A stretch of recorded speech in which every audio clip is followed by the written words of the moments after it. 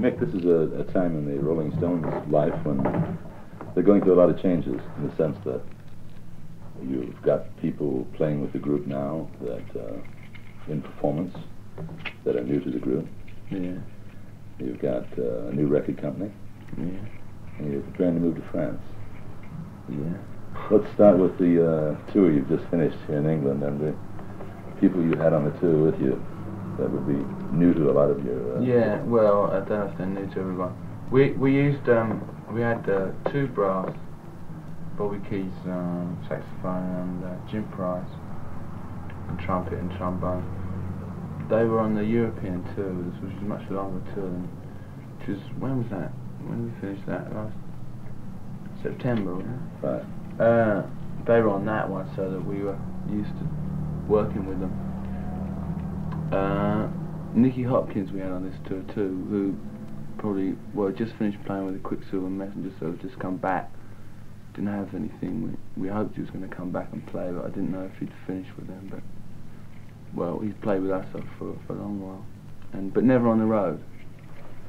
But I don't really know. It's difficult to know what it sounds like. I'm sure it sounds more full, you know. I mean, I like working with all of it. Good. Yeah, I mean, some people sort of said the Rolling Stones would, but I never would have thought of it, but it works. I would imagine that as a singer, you can get off more behind the added instrumentation. Yeah, it's true. Yeah, for me, yeah. I can't hear much of the piano, to be quite honest. It's always very. I mean, I'm not sure how much piano you can actually hear on stage. I can't. But the brass for me is great, especially on some of the new ones. You know, like Bitch is great to work with. I mean, can you imagine Bitch without brass? Really wouldn't be.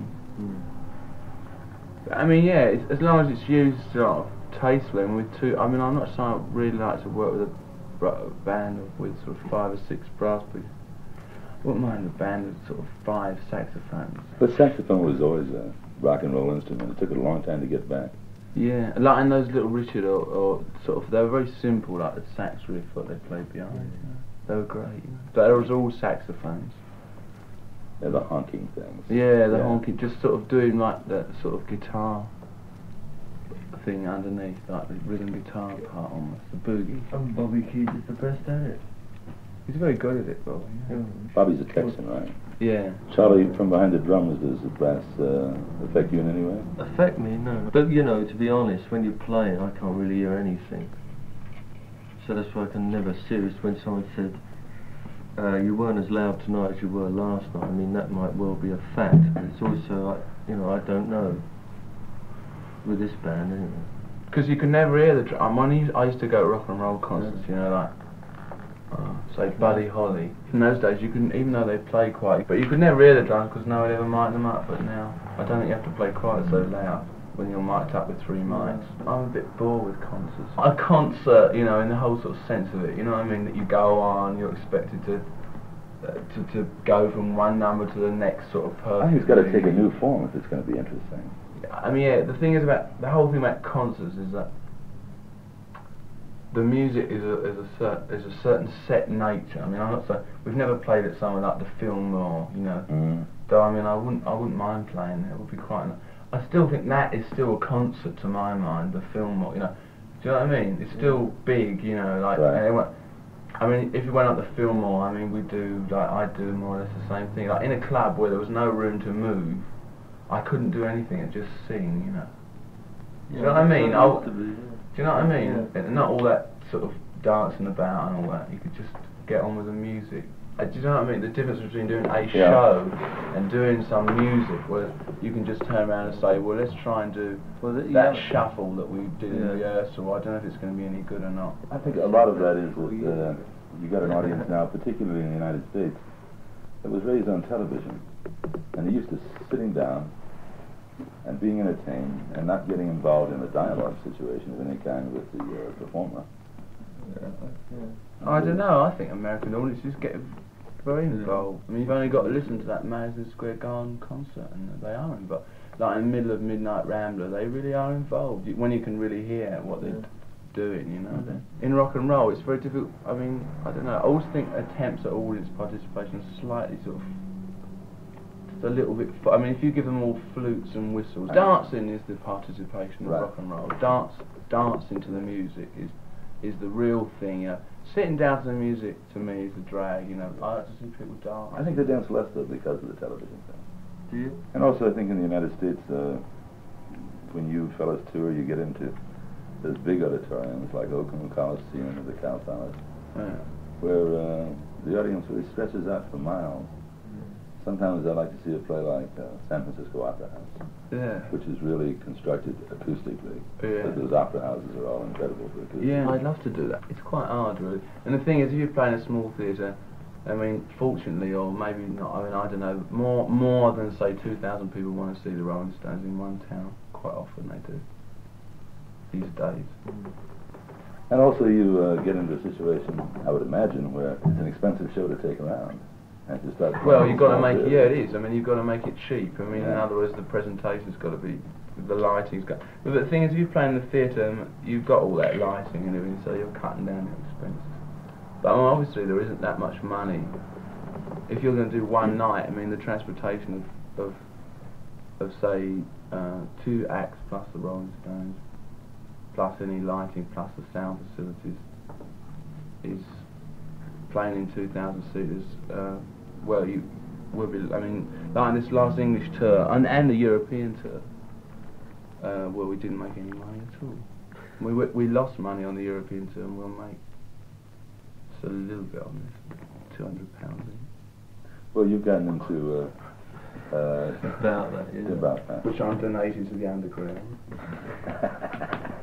But you've gotten into aspects of controlling the theatre part of your performance in the sense that you take your own sound people, you take your own light people. Yeah, we've got to start cutting this down, you know, because it just gets so expensive. I mean, we've really worked, and then at the end of it, we've got people saying, well, I paid too much to get in, and then I'm saying at the end of it, well, we spent it all in transportation. Do you know what I mean? Right. I mean, that's what happens, you know. And people are amazed. They said, well, especially that European tour, which was, the ticket prices were rather high, you know, but we actually had nothing at the end of it, because we had such we had a bigger crew, and I mean, it was a much bigger sort of presentation than anything we've done in America, and the places weren't as big and the tickets weren't as expensive, so we came out with nothing. Which we knew before we started was going to be it, but when you can't do that all the time, you know. You still enjoy performing though, right? Yeah, I do. But I don't want to do any more shows until we've got a completely new act. So it's not act, I'll say act, but I mean completely new songs, all different. Is it a frustration that audiences seem to want to hear your old material? Yeah, it is slightly. Yeah, they do. Like this tour that we've done was only 9 days. The first 5 were beautiful to do, but like after that you were doing the same numbers, you know. Do you know Even what I though mean? we were doing some new ones. Maybe it wasn't as good as it was at the end, but it didn't feel, you know, it felt better at the beginning. Mm-hmm. The thing about that is that when you're doing concerts, right, and you don't do like a town like Manchester every week, you know, you only go there. I mean, we haven't been there for 4 years, right? So, you know, there's a certain thing that even though you want to get it on stage yourself, you know, the audience has got to get it on too. Otherwise, you feel that you've only done half of it. You know, do you know what I mean? I don't want to please. The show's not 100% to audience pleaser. Otherwise, you probably do a completely different show, you know. But it's a sort of 50-50 thing, you know. You've got to find somewhere where you're turning the audience on and still turning yourself on. The artist has still got to satisfy himself. Yeah, the audience has got to be satisfied to certain. I mean, you can't just go and do. I mean, bands do that, you know. Bands go on and just do like a rehearsal. I mean, people have done that. Like Frank Zappa played a gig, yeah, and he came on and said, "This is really only a rehearsal of all new numbers." Well, you know, I mean, it was great for him. Did that 5 years it was great, before he did that. exactly, you know. But I mean, some of the audience, they're coming out and saying, "Well, we you know, we wanted to see a show. We didn't want to see a so you have got to do a certain amount of old numbers." You know? I like the audience aspect of the show. For instance, I went to the second show you did in Oakland on the American tour, And you waited around outside to get in, and you saw people you hadn't seen in a couple of years, and people you loved and wanted to see. Everybody was wearing their most beautiful clothes and had ingested all their best dope, you know? And it was like an event, man. Yeah. Yeah, it's like... But the thing to us, you see, it's great, you know, we think that's great, you know. It's like last night to a certain extent for a lot of people, you know, not on the same scale, perhaps. But, I mean, it was, but I mean, for us, that's not really so great, you know, to play, even though we're going to have a good time, but we're restricted, you know, don't you think? Restricted. When it's like that, when it's a like big concert and you know everyone's dressed up and, you know what I mean? It's like when we're in Paris, you know what I mean? You know, it's like an event, you know, and all your friends are there as well. Like last night, all our parents were there. Well, you know, it's kind of weird doing that. I was doing that bump and grind to my mum, you know, I just felt like incestuous sort of thing. I mean, it's great to do those, but it's, I think we've restricted ourselves to doing like, as we only seem to be doing one tour, sort of, one long tour in a year or something, or two maybe. We've got to sometimes do things in between that aren't anything to do with that. Ideally we'd buy a club.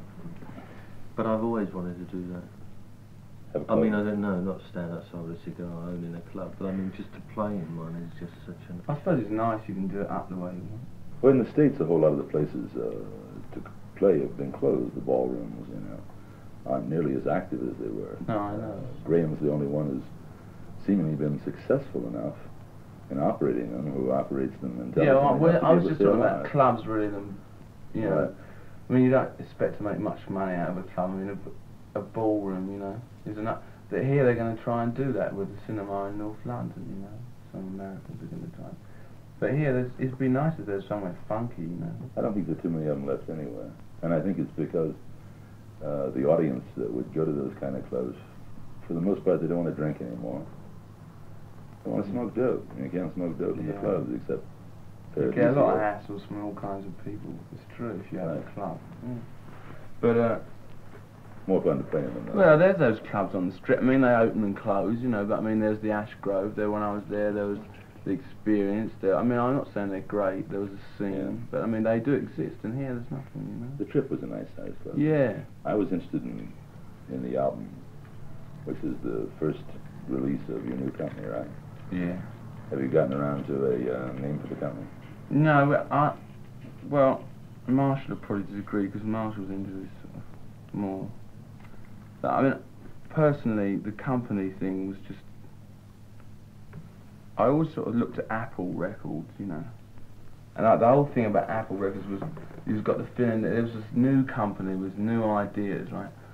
That was running through the old structure, you know, which was going to be eventually by signing up all these artists that everyone liked or didn't like or whatever, was going to be an important record label, you know what I mean? And they ran ads every week saying you can be a millionaire like Paul McCartney, you know, if you're coming onto Apple with your songs, you know.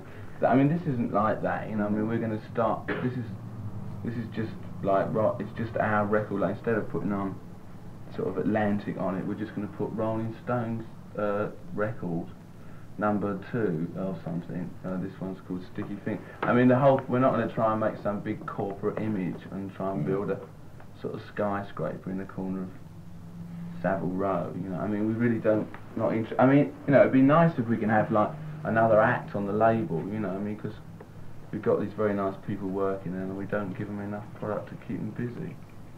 But I mean, if it all goes well, we'll see how it goes, you know, but it's not. We're not going to launch it like that, you know. We're not out spending a fortune of money and all that, you know. We just decided we'd rather have a name on the label than anyone else.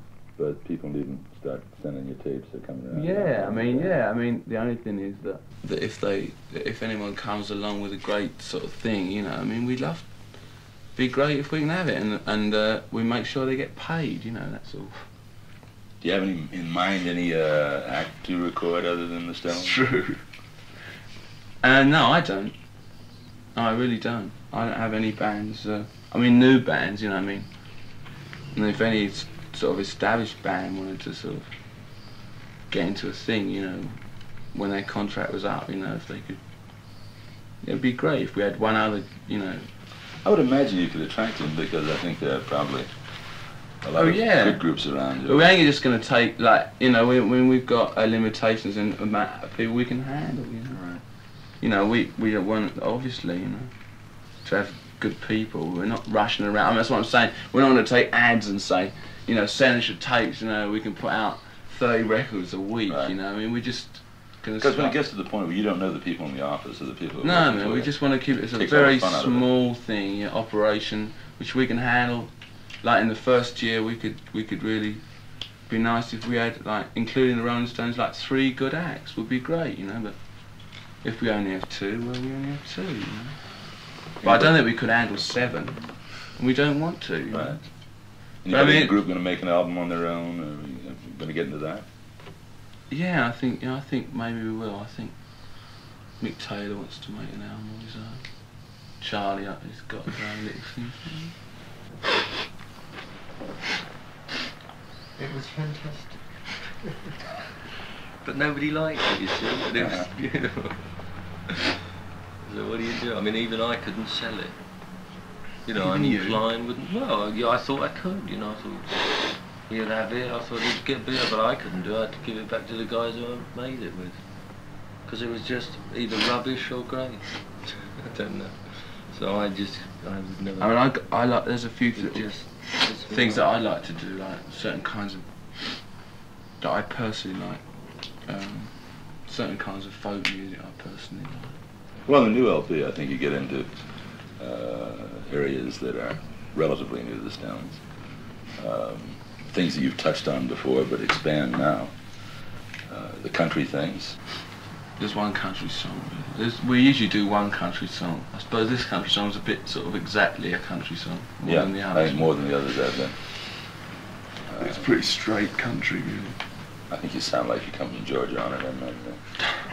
You got that down. And there's that. Good cheap imitation, is that what you say? Yeah. Or good expensive imitation. It better be expensive. Carry on, Tom. Now, I think it's a good interpretation of what you hear. You know, we're all the product of that. Yeah.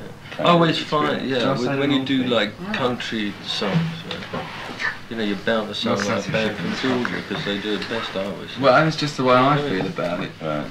You know, from my side, you know, from my involvement. Do you know what I mean? I mean, I wouldn't feel like that if I was you. He's now talking to Marshall. Do you know what I mean? Mm-hmm.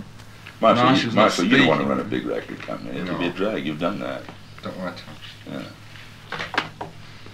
We just want a few artists. But I mean, I was playing down the artists because I'm not running around looking for artists. You know what I mean? Marshall obviously that's his. I mean, my thing is just the Rolling Stones. You know what I mean? Not to sit in a boardroom, and that's why Marshall. I mean, I was speaking for myself. I mean, Marshall's more involved in the record company than I am. We just want the Jimi Hendrix. I just want to make as many Rolling Stones records as possible. Yeah, when we were going to do a thing with Jimi Hendrix, I mean, we were just gonna, we were sort of just going to talk about it. I mean, I don't really think even Jimmy was free to do it, but I mean, he wanted to, you know. You had a lot of different companies that wanted to distribute your stuff. Yeah. I know there was a great scramble around during the time you were available. How'd you happen to finally decide on Atlantic? Well, I thought they were the most sympathetic musically, quite honestly. Mm-hmm. They didn't offer us the most money. But I thought that they do the best job because I thought they're the only people that we met. Well, that's not true. They weren't the only people. I mean, there are several very, very good record companies in America.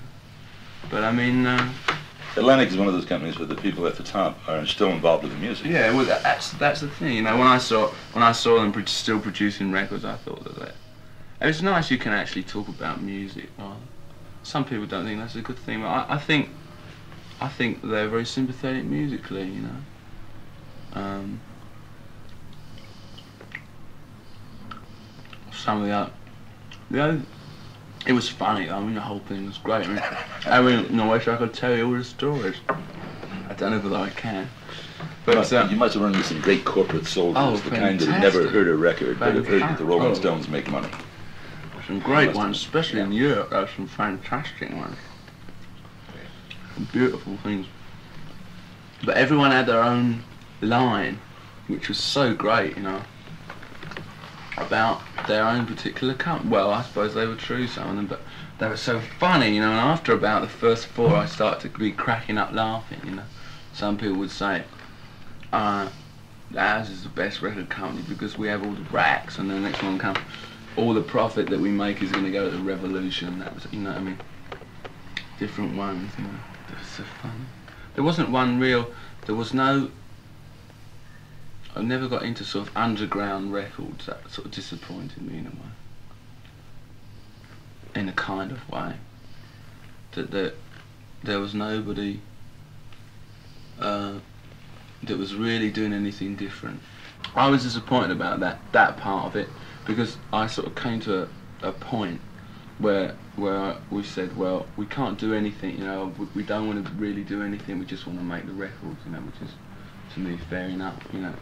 But if anyone can come up with an idea about how to sell records either cheaper, more efficiently, more, you know, without any censorship, blah, blah, blah, blah. But there was very little of that, to be quite honest. There was nobody, and short of going out and hiring, you know, 100 people to start a new label of, you know, I mean, I don't know where to start, you know, you know, I know a little bit, but not much. I think there are a lot of groups that want to control their own record destinies to a greater degree, you know. But isn't that part of the revolution, of workers taking over the... Well, yeah, no, but the thing is that there's so many, all the companies are large, and if they're not large, they're still using the large companies. I mean, in Europe especially, I mean, I know more about Europe than America. But there's no one really doing anything new. No, I mean, they're probably, but they never phoned anyway. You know what I mean? They never sort of asked, you know. I mean, there were small companies who were groovy, you know, but I mean, it was still going to be the same kind of number, more or less, you know, and it was still capitalism. It was still the same. I mean, and as everyone knows, I mean, unless you control the lines of distribution, that is capitalism, the distribution, as well as the capital. It's no good not being a capitalist if you still have to go through Capital or EMI or what, you know, or Columbia. If you're anti-capitalist, you can't go through Columbia or RCA. I mean, and the other thing is that, I mean, I'm amazed that John Lennon would change the words of his record to please EMI. I'm amazed. I mean, we would never do that in a million years. We'd just walk out. I mean, we changed the cover, but I mean, you know, no one ever asked us to change the words. I'm amazed. Ed Sullivan. Yeah, well, that wasn't on a record. Well, I mean, I'm ashamed of doing that. We should have walked off. But I mean, we did it, you know, that was a little while ago. I don't think we do it now. I think there are probably cuts in this album you may have trouble getting airplay on. Oh, well, we always have trouble getting airplay. I don't really think the airplay, it's not, I mean, you put it in one I'm talking to you for, but I don't think it's any more than the last album, or the one before that, quite honestly. And also it's much later in time and everything. I think it depends upon the kind of station, too. The so-called underground stations in the United States have always played everything on your albums. Yeah. But I think like cuts like Bitch, you know, I mean, it was never written anything offensive in that. I mean, it's just, but I mean, Atlantic tell me that they can't get it played on something. I mean, there's nothing offensive in that at all. It's coming out as a single though. I don't see anything offensive in it. They've got a hassle going on now where the Federal Communications Commission has issued an edict that radio stations will be held responsible for their licenses if they play songs that encourage drug use, but that's such a vague thing. You know, how do you determine that? You've got a lot of songs on this new LP that make references to drugs, but I certainly wouldn't say they're encouraging drug use. No, I mean, none of our songs wanted to encourage drug use. I don't particularly want to encourage drug use. Not encourage it. I mean, you can write about it, but you don't have to encourage it. I think you write about it because it's part of people's existence, just as a news magazine will write about it. Yeah, I don't want to encourage it. But I mean, I don't see anything wrong if anyone wants to encourage it either. You know, that's up to them. I mean, I wouldn't personally want to. Some people want to say get stoned all the time. That's all right. Have you ever run into any difficulties with the company when you were with London? Over words? No, they were always very good. I don't think they ever played the records. That was why. That was why we never had any trouble. They never listened to the words. What's the new album called? Sticky Fingers. Let's talk about some of the cuts on it, some of the things that you particularly like, ones that you felt were interesting to work with. You've got a lot of new songs on there. You've got one song that's got a long jazz riff in it. Yeah, that was nice. That was Can't You Hear Me Knocking. It's a bit like Going Home, you know. And do you know what I mean? It's just a sort of unworked out thing that we just did at the end, because we didn't know how to end it. Yeah. When you go into the studio, how much of it do you have prepared before you go in? How much of it's worked out in the studio? And hardly any of it's prepared. Well, it's not quite true, actually. Oh, yeah, well, from my point of view, sounds going... Mine isn't the same. Oh, it's not quite true. We did, you know, like bits, you know. I mean, we'd done that before. We did it out in the garden. Oh, yeah, the riff. Do you know what I mean? Yeah. Sometimes we run things down, like, sometimes we get an idea for a song from, like, a rhythm that, like, Charlie and Keith have played together or something. Or bits that Charlie and Bobby and me played one day. It's got a great sound. You know, I mean, but quite often we go into without the song being written, which annoys me intensely. But I mean, that's the way we record sometimes. It's 'cause he sounds. I like it all to be rehearsed before we go in, but it never is. Does the music usually come ahead of the words? Yeah, quite often that annoys me more, because it's very hard to write lyrics to a track. So I mean, you can write most of the lyrics before. It's much easier to have it done before, but yeah, because sometimes you do things that... I always try and write the lyrics to the songs. But like that thing with strings on, Moonlight Mile. Yeah. Well, that wasn't, the lyrics weren't written to that before we cut the track. That was very extemporised. I mean, we didn't think of having strings on it or anything. I mean, all that just sort of comes. Whereas like Dead Flowers was all written, you know. I mean, I've played it 100 times at home. So it was just very simple. Did you have a producer on this album, or did you do that aspect of it yourself? Well, some of the tracks were produced by Jimmy, some of them we did ourselves. Some of them, Glenn Johns was engineering on. Jimmy did a lot of work on it, but didn't do all the tracks. Did you do this one in the country, or did you do it in the studio? All over the place, yeah. Mm-hmm. We did it in the country with a mobile unit. We've got some of them. Some of them did Olympic, some we did in America. Some are quite. Where did you work in the States?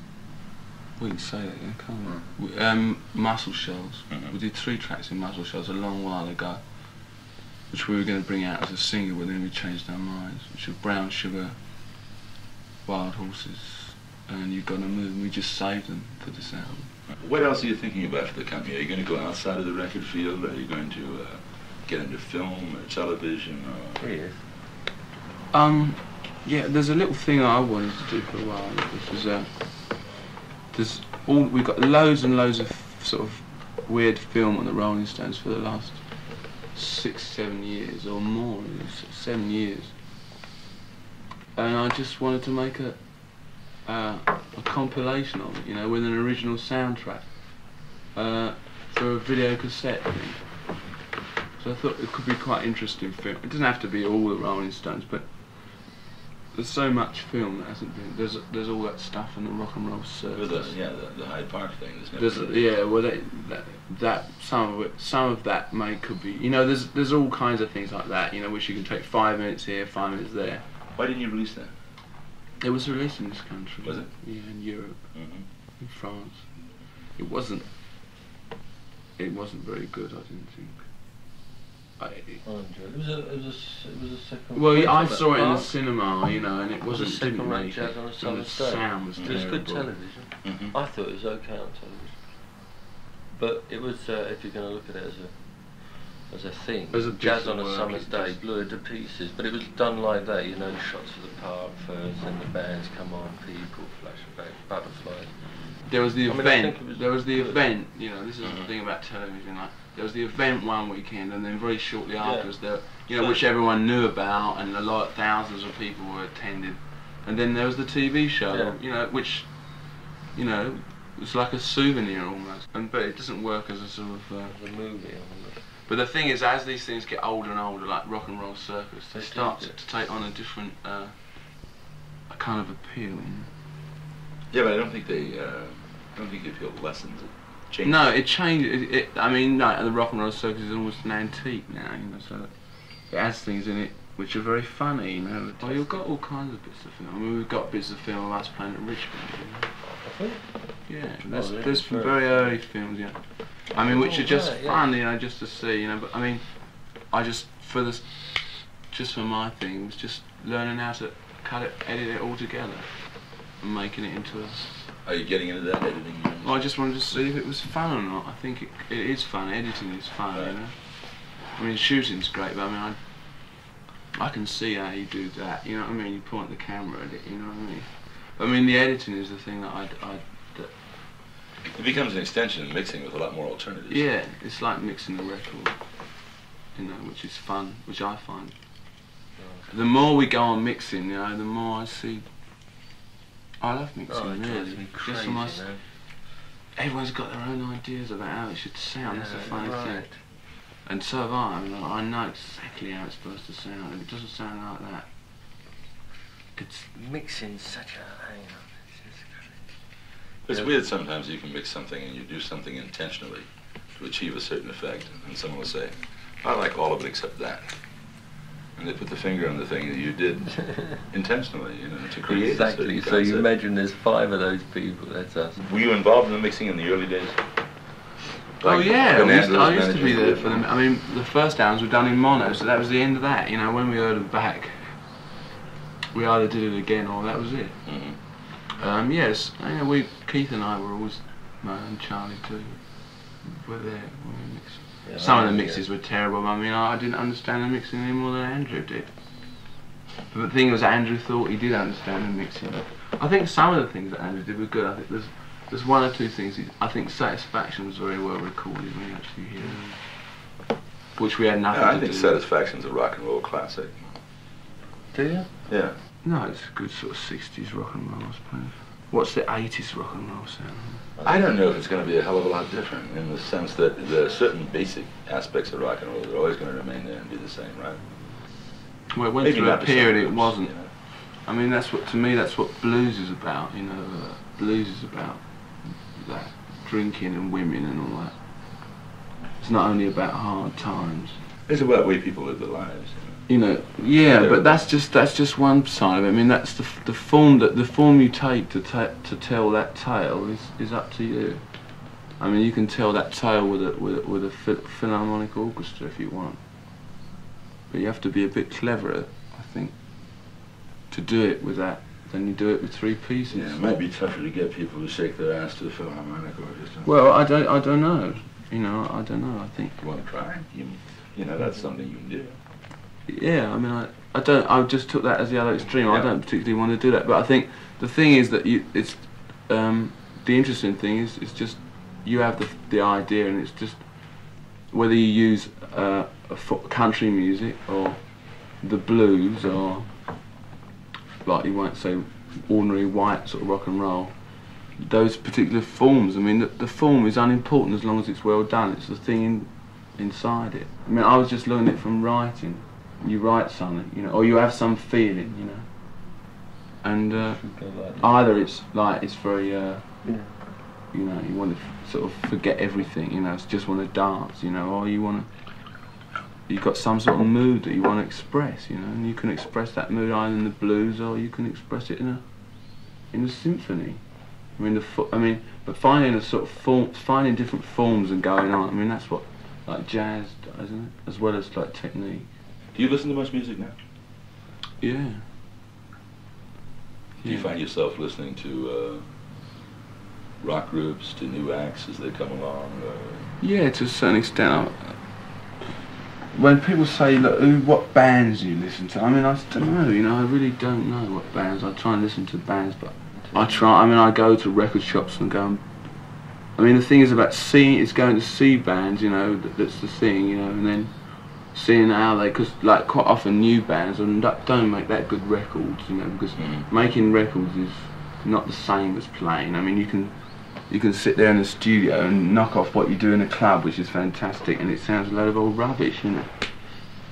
I mean, it just does sometimes, or not. But I mean, seeing a new band is the thing, you know. I haven't seen that many new bands that have really knocked me out. But then I haven't seen all the bands. I mean, I haven't even seen Sly and the Family Stone on stage, you know. I mean, their records are nice, you know. I mean, some of their records are very good, but I mean, on stage they're supposed to be fantastic, but I've never seen them. Yeah, I think there are a lot of good visual acts around, but sometimes very hard to bring them off on record because they get into that concept of, are you recording a group or are you making phonograph records? Which are really we had that two different things. Well, that was yeah. When we started, we had that problem. Yeah. Well, we do. I mean, there was certainly a point where we decided that we just weren't playing. We were just making records. We weren't playing at all. You know, we were just doing something else. You know, which we don't do now so much. I mean, we don't do that as much. We tend to play. I mean, we can sit down and play that song from that album if necessary, you know what I mean? Because there are all sort of songs that we can play, but there was a point where we, you know, you couldn't say, I mean, can you do some of those tracks of Satanic Majesties and I can't remember how they go. But I mean, that was just like the studio stuff, you know. Well, Satanic Majesties was, you know, wide step to the right or the left or whatever from what you had been doing at that time. And you didn't really go back to it. No, we didn't. But we were just fed up with. We just were fed up with doing that because it's like we just felt that. No, there's a thing. What was before that? And we got very, very commercial. I mean, all the songs were very pop. Do you know what I mean? Yeah. I mean, they weren't very sort of rocky to mind when you're playing. They're so light, you know.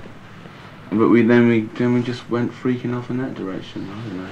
Well, I think that was a period of time when a lot of people who weren't musicians were freaking off in a different direction. Yeah. So it fit in with the times. Yeah, it did, you know, I was alright as far as I was concerned. But you do get fed up playing just hard rock all the time when I do. I mean, you can't do that all the time. You know what I mean? Especially if you think you know more or less how to do it. You want to try and do something that you don't know quite how it's going to turn out. If it turns out shitty, well, that's too bad. There's a tendency that sometimes on the part of musicians to become bored with what they consider musical cliches at a time when the audience doesn't think of them that way, or the majority of the audience doesn't. If you didn't have that, you wouldn't have. Well, rock and roll, you wouldn't have Charlie Parker or whoever you want to look at like that. You know, you wouldn't have Jimi Hendrix, would you? No, I mean, Jimi Hendrix didn't want to play blues all the time. I mean, that, you know, because it restricted him. There's nothing wrong with the blues, but it restricted Jimi Hendrix. I always thought Red House was one of his best records. Yeah, I mean, I love Red House. It's never been released in America, but yeah, I think it finally was. Yeah, I mean, yeah, but I mean, he could play the arse off if anybody blues. I mean, I think he was as good a blues player as B.B. King is. I mean, I think he could do all that, standing on his head, you know. I mean, and he knew it too. The form of blues and that is stylized, like country music. It's very stylized, you know. And after a time, you want to break out a bit, unless you were brought up in that tradition.